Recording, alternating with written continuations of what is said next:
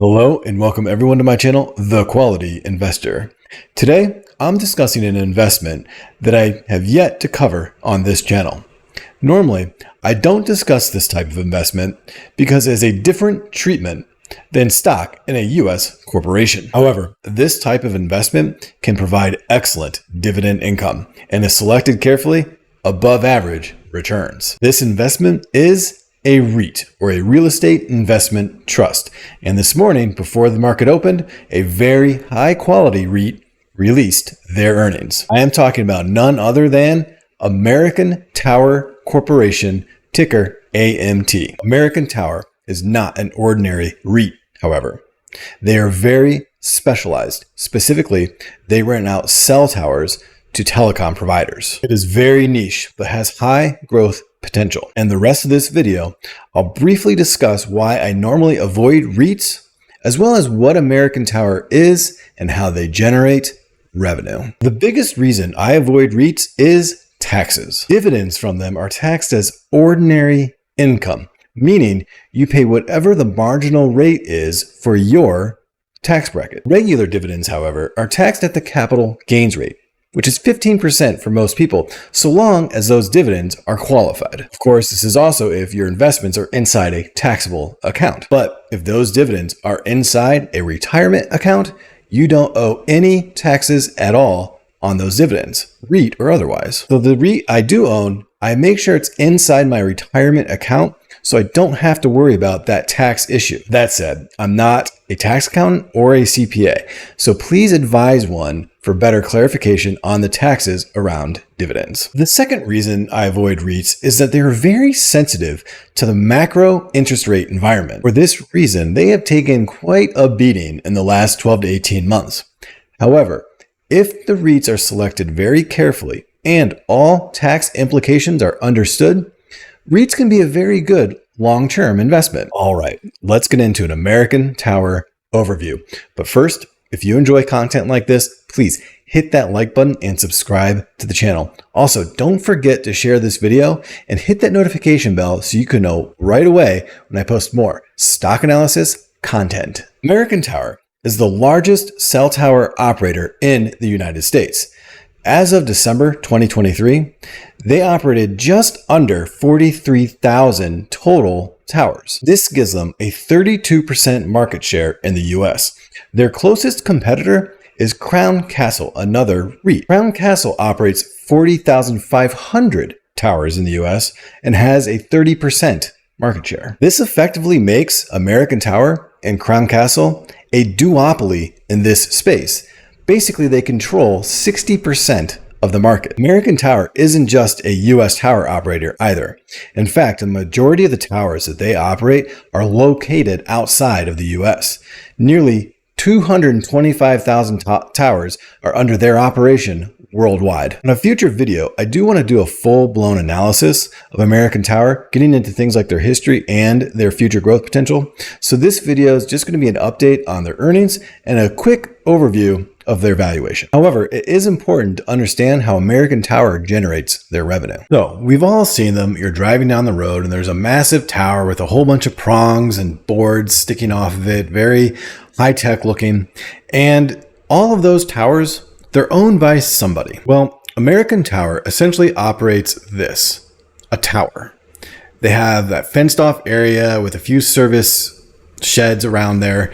And what they actually own is the tower structure itself and the land that that tower sits on. So what they do is they rent out space on this tower to tenants like a Verizon or AT&T. These tenants, they provide the additional antenna equipment and the little microwave equipment, the sheds for the servicing areas. So basically, American Tower has a lease with a Verizon, for example. They charge a rent, just like a landlord charges rent to their tenants for an apartment building. The economics of this, however, are actually pretty good. So you just construct a single tower and you have one tenant. So the construction costs $275,000. You collect the rent from the tenant, operating expenses, gross margins, so on and so forth, and you have a 3% return on investment.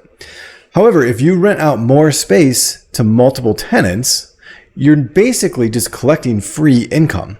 because there's no additional costs after that initial upfront cost of building the tower. There's no additional overhead. Remember, the tenant is responsible for the service sheds and so on. And this is what it looks like. You have the one tower here with just one transmitter on top. And then you've seen towers around that have all these transmitters just stacked on top of each other. I've seen a few of those around where I live. So you can see that just having one tower is all the cost for American Tower, and then they just can stack these different transmitters on top of one another to rent out to multiple tenants. So this is American Tower's presence worldwide. Nearly 225,000 sites around the world, 42,800 of which are in the US. And then they have India, which has actually 77,000 towers. And then they have like a little bit of presence in Africa, Western Europe, South America. So they have a very large presence. But what you can see here is a lot of countries they don't have towers in. This is white space or room to grow into. So they can open towers in Italy or maybe Eastern Europe. But the point is there's a lot of areas on this map where American Tower can expand. And future demand for cell towers depends on two things: total mobile connected devices and data usage per device. This chart here is showing the expected growth rate through 2028 of total mobile connected devices in the United States. You can see there's a total 7% compound annual growth rate for total devices in the United States that are connected to the internet. And they've kind of broken it out between the Internet of Things and non-Internet of Things. Basically, the Internet of Things is stuff in your house that are smart devices, and then you have phones. And this chart here is showing average data usage per device and its growth through 2028. So you can see phones or non-Internet of Things growing up about 17.6% on a compound annual basis, and Internet of Things growing 22.5% on a compound annual basis, meaning that overall, we're expected to grow our data usage by about 12.5% per year through 2028. This is ultimately why I chose to invest in American Tower. They provide property that is vital in the modern economy and has a long runway of future growth as more and more data is consumed each year. When valuing a REIT, it's important to understand what metrics they use versus a regular stock. REITs don't look at free cash flow or earnings per share like a normal business does. Instead, the metric to really pay attention to is called adjusted funds from operation, or AFFO. AFFO is the REIT's equivalent to free cash flow. Real estate is treated very differently from a business that sells widgets. There are different tax treatments, depreciation schedules, impairment tests, and so on, which make that AFFO number the really important metric. This metric is defined by the National Association of Real Estate Investment Trusts, or NAREIT. So here we're looking at how American Tower performed today after the earnings release. They closed today at $186.68, down just over 0.5%. You can see they dropped pretty quickly right after the opening and then slowly clawed back in the afternoon. And to be honest, I couldn't find a real reason why there was such a steep drop in the beginning of the day. The earnings themselves, pretty average in my opinion. And I think the market just sort of saw that towards the end of the day. And that's why you saw that slow clawback. There was nothing in the earnings that really screamed a pessimistic outlook for the future. So beginning with their consolidated summary here, we can see that they had a full year revenue of $11.1 billion, or a 4% year over year growth. The total property revenue increased 5.1% on the year. And coming down here, we can see that AFFO attributable to common stockholders. This is that adjusted funds from operation number I was mentioning earlier. And that came in at $4.6 billion for the full year, a 2.1% growth. So nothing too exciting there. And their AFFO per share, not earnings per share, was at $9.87, only 1.1% growth. So like I said, there's really wasn't a very exciting earnings report. There's no huge growth bump in this release, but there's also nothing that screamed they're in decline either. And looking at this schedule here, this is how American Tower arrives at that AFFO number. It's essentially a juiced up cash flow statement. You're starting with your net income, then you're adding things back like real estate depreciation, losses from sales of various real estate holdings, and then you have a couple of things in here that you'll never see on a normal cash flow statement, like this straight line revenue and straight line expense. You have your stock-based compensation expense, but this is the schedule that they display to shareholders that shows how they get down to that consolidated AFFO number down here, that 4.6 billion number down here. And this is actually what we use as our starting point when we do a discounted cash flow valuation for a REIT. We're discounting back the adjusted funds from operation, not free cash flow. And we're also doing the full adjusted funds from operation, not just what is attributable to the stockholders. And the reason for that is because when you think about buying an entire business, you're going to be the 100% owner. So you want to value all the cash that business generates. And like I said, on a future video, I do want to get into a full-blown analysis of American Tower. So I'm not going to go into detail on what all these line items reflect. And here is the 2024 outlook for American Tower. You can see they are projecting a revenue of 11 billion to 11.2 billion.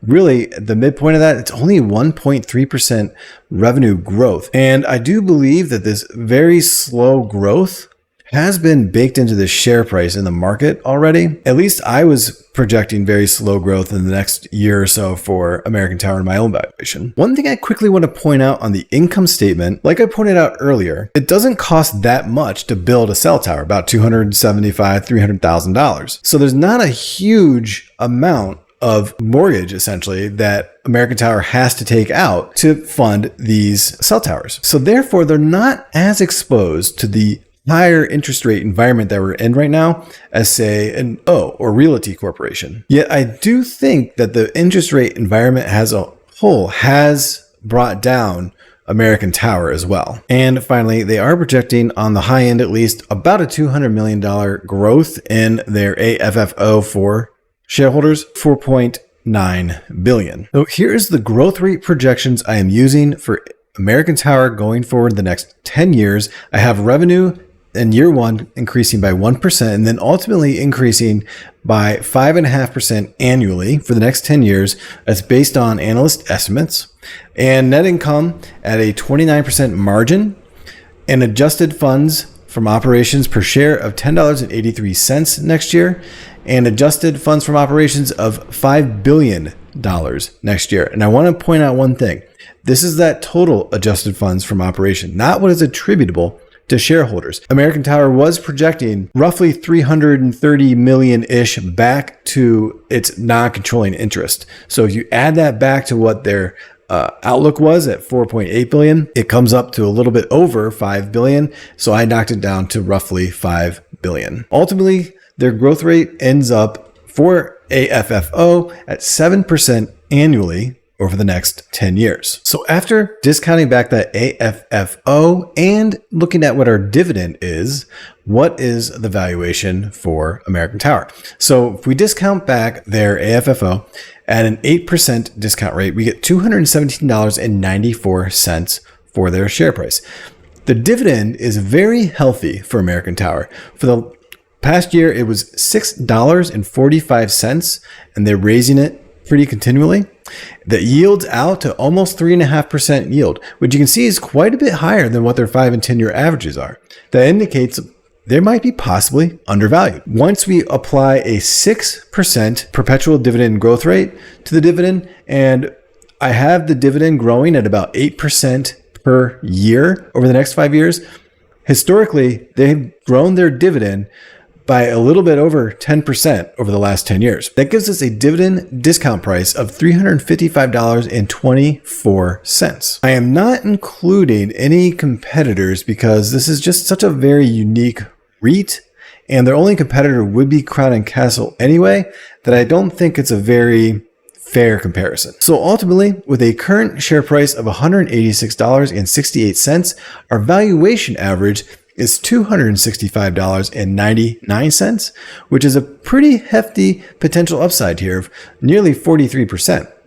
Once we apply a 20% margin of safety, that gives us an acceptable buy price of $212.79. And given the runway for American Tower with their growth internationally, as well as just the expected growth we see in mobile devices, I do think they are pretty undervalued right now, so they could be a very good value to pick up some shares in the market. But like I mentioned before, REITs are taxed quite differently than a normal stock. So be careful when you do buy a REIT. Make sure that you are buying it in a retirement account, and that way it's a lot more tax efficient. Remember though, this is not financial advice, and I do own American Tower. So American Tower had an average quarter. I think the climb back up in share price in the afternoon session really reflected that. And with that, thank you for watching today's video. And what do you think? I love the feedback, so please comment below with your thoughts. Also, please hit that like button. And if you found this info useful, consider subscribing to the channel and joining our community. Thank you and happy investing.